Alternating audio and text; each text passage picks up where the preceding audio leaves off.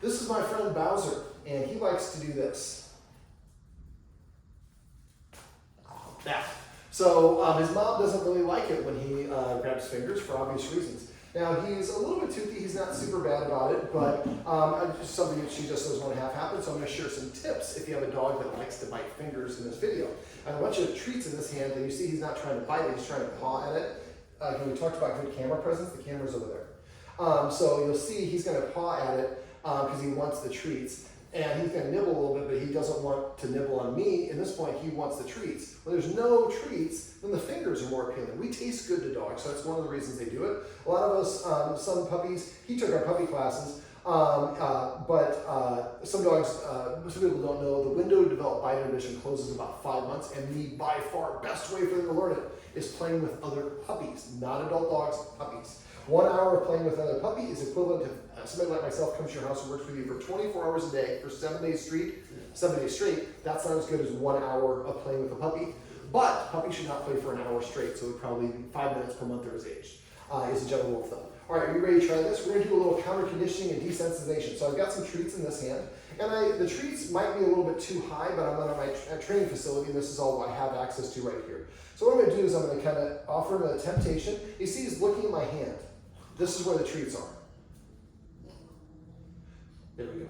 So let's get you back down. So if he fails, that means he jumps for or lashes on my fingers, then he doesn't get a reward. Again, camera presence, buddy. You got to talk about it.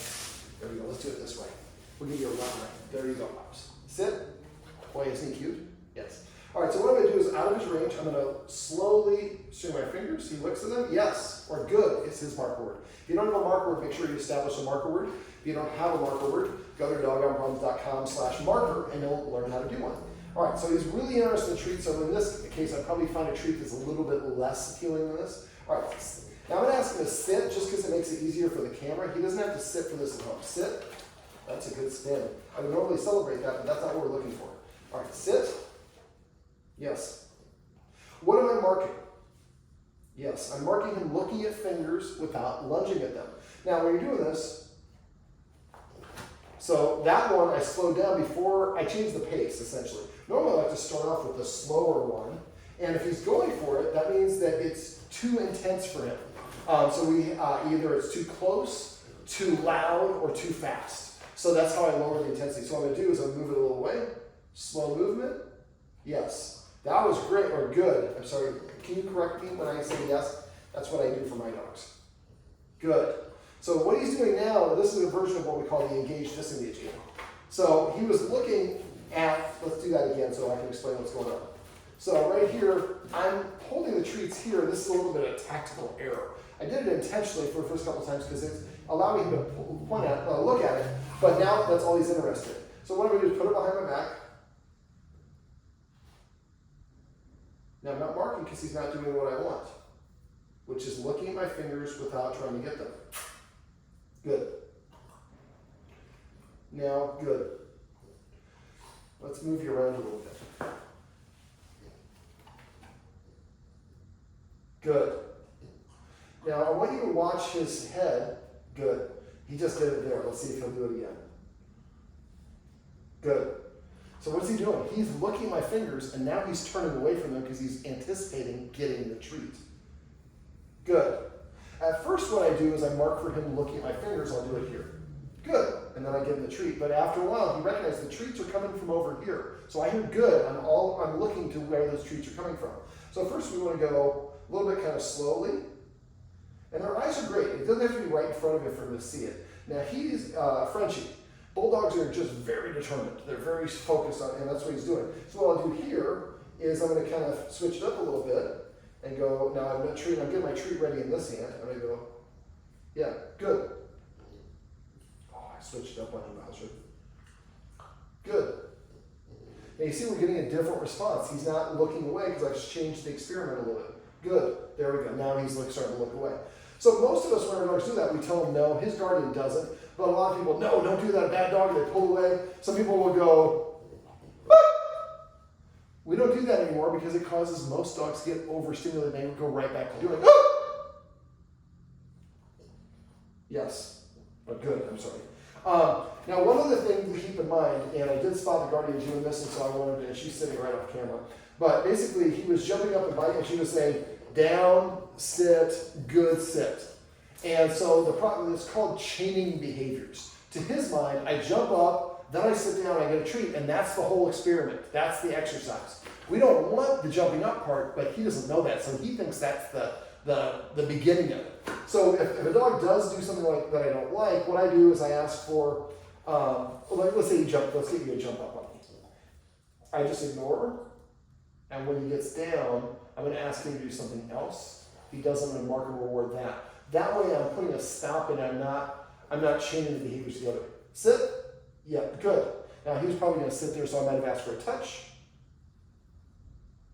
Is it boop?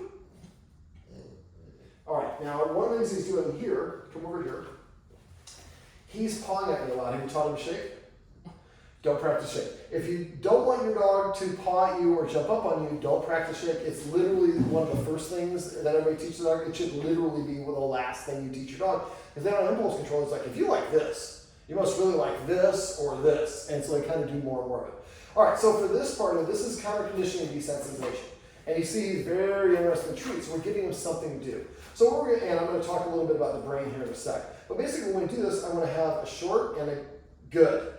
And then he gets a treat.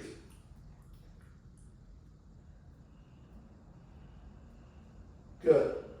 So you keep on moving it to, but we want him disengaging from it. Now what we're going to start off with is farther away and slower. And as he gets good to practice that, then we move a little faster and faster, and then we move as fast as we can at the same distance. Then we move it like a couple inches closer. We go back to slow, and then faster and faster, and eventually you're going. So it's a process. You gradually get closer and closer to it. Now, dog training is not a linear process. Just because he was able to have this at 6 inches yesterday doesn't mean he can do that at 6 inches or 5 inches today. It's not a bell curve. It's going to be more up and down. You're going to have peaks and valleys. Now, for dogs, you don't want to do it in the same place. You saw when I moved my hands, he changed his behavior. So when you're practicing with dogs, you want to practice in different environments. Right now we're in my office, but you can do this in your living room, in front of the couch, in front of the dining room table, in front of the chair in the living room, on the floor in the living room, facing this way, facing that way, standing, sitting. Add a variety. Every time you do this, go in a different place. Now, where'd you go? The other thing is when you're doing this, I like to keep score because we're kind of a nation of sports fanatics, even though I don't think your mom is a big sports fanatic.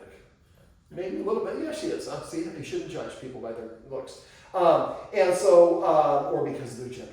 But basically what I like to do is when I'm doing this, I might go, and he doesn't do it, good, and give him a treat. That's one in my positive column. And I keep on practicing this until eventually, thank you, until eventually I do it with, if every time it goes through my finger, then that would be a count in the negative column. So the goal for this would be to practice, for however long you're practicing, you have 30, 40, 50, 60 of thises with none of him lunging. And this is basically, and this is where I said I'd talk about the brain. So with very, very rudimentary biology, I'm not a biology person, but basically we have neurons in our brain. They travel down a tube that is called the neural pathway to reach my muscle group and tells my muscles to expand or contract, so I do this movement. We have billions of these in our brains. It's not controlling, but it's indicative of everything from putting our shoes on to combing our hair, playing the guitar, driving to work, petting your dog, any of the things you do. Your brain gets into a habit. After about 66 days, something called a myelin sheath develops over the neural pathway and allows your neurons to travel faster. This is why the more you practice something, the better at it you get. Dog behavior is the same way, and it is 66 days for dogs as well. So I usually recommend for my clients, practice for 66 days, well, I usually say for 3 months, the desired behavior. While during that time, we arrange things so the dog cannot practice the undesirable behavior. And after a while, the neuron just travels down the tube, and instead of going to the old behavior, it just goes to the new behavior, and that becomes a new behavior pattern. So that's essentially what we do when we're modifying dogs' behavior. So for this, eventually we're going to get to the point where we're going to be flapping in his face, and he's like looking at it and looking away, because not chewing the fingers is what gets me the reward. Now, if he's chewing my fingers, I pull them away or say no, what's his reward? None. He's losing. And this is the reason why most dogs don't listen to us, because listening to us represents the end of fun or a loss for the dog. So in this case, he's getting a treat. And after a while, after the 66 days or the 3 months are complete, if we're consistent, after a while, they're like this, and he's like looking, somebody around here owes me a treat, man. All right, can I have a couple of treats? And then let's go with, I'm going to go with the tea-looking toy. Now, if you have a dog that has a behavior problem, one of the other things that we like to do is create what we call an incompatible behavior. Now, dogs have this, so do people. Why do people smoke cigarettes? Why do kids suck their thumb? They have an oral fixation. And also pacification. Sucking my thumb can satisfy that oral fixation, make me feel more comfortable. For dogs, it could be an oral fixation as well. But in this case, dogs can have that. But in this case, I want him to chew on this because I want him to, if he has something in his mouth, what can he not do? He can't chew on me. So dogs are not going to like things you just give to him. So I like to tease the dog a little bit. And this is something from our daycare. So it smells like a lot of other dogs. So it's going to make it more appealing. And you see he's really trying to go for it. So what I'm going to do is let him have it. Yes, or good. And I let him have it. Pet. Now, he's not a guarder, is he? If your dog resource guards, you would continue holding it. Because when we're both holding it, then it's ours. If I hold it, it's mine. If he holds it, it's his. So, right there. All right. So we got this. So what we're going to do is when I can predict, when I go like this, snag. This is the part where we're supposed to bite it. Now, this is a brand new toy. I didn't know if he was going to like it or not. I do want to give it to him because I wanted to keep it novel. But in this case, you see, he's not that interested. You can do this with a bully stick, a collagen stick, any toy that is new, something that's light and small for him to put into his mouth. What we want to do is when he picks up, good. And then we let him have it and pet it. And after a while, what happens is you can say, take or snag, good. And then he gets the object. So eventually, when snag becomes the cue, eventually you tell him, snag. He goes, my dogs, I say snag, they run around the floor looking for something to grab. Then they come up to me and they got stuff in their mouth. What can he not do if he's got stuff in his mouth? Can't mouth us, can't bite us. So this is kind of more of a little bit of a management technique. But again, 66 days or 3 months is what 66 days is the minimum. I always tell people 3 months because nobody's perfect. So after 3 months, he's been doing snagging instead of grabbing on mandibles, phalanges. Then you have to watch Bones to understand that reference. But if he's, after a while, people come over, he's looking for something to grab, and he's going to come up and show you what he's got in his mouth. That's the new behavior pattern. That's the new habit. Now, instead of him doing what you don't want and getting attention for that, we have taught him what we want him to do. We have rewarded him and motivated for him to do it, and we helped him practice it until it becomes a new behavior. Now, 66 days is the minimum length of time it takes to adopt a new behavior pattern for humans or for canines. But none of us are perfect. So I usually like to tell my clients that you should expect to practice this for 3 months. And for that 3 months, you do everything you can to prevent him from doing the unwanted behavior. In the Guardian's case, I recommended that she invite some friends over. The friends can watch this video. The friend can kind of do this and do the whole thing, and now she has people that are doing this. We all have friends that don't listen to us. That's not the person that asked for this. Now, one of the other problems is how cute he is. Everybody wants to come up and put their hands in his face. Dogs, two things that dogs really don't like that we love to do is hug them. They don't like the constriction usually, and putting our face in their face. That's kind of a challenge for a dog, unless we're licking them, which we usually don't do. So what do? We run up to them and do all those things and stick our hands in their face. Now, cutoff signals for dogs include turning their head away, ducking down, flipping their ears back, looking at you from side-eye, refusing to come to you. Baring the teeth is a pretty obvious cutoff signal. But dogs are probably, and people are petting the dog on top of the head, which dogs interpret starting petting on top of the head is a dominating move. Now, if you're petting the dog and you work up there, that's fine. But if your dog is turning its head away from you, it's saying, I don't like this. His ears are going back, I don't like this. So let me show you real quick with him. Sit, come here. We talked about this, good camera presence. Come here. We block the shot on this thing. All right, sit. So I'm going to give him a treat. So you see his ears and his eyes. Watch his ears as I reach over his head. Hey, Bowser. Ears aren't really doing it, but now he's licking the treats, but that turning away, that's a cutoff signal. And he's also, what the hell are you doing up there? So I go like this. It's kind of a little dark. Now, part of it is what we did earlier. He's not doing it and he's not going over my fingers, which he normally does. This shows how quickly. Now, I'm not saying it's fixed. It takes a lot of practice, at least 3 months. But he prefers it when I pet him here. See how his nose is going up?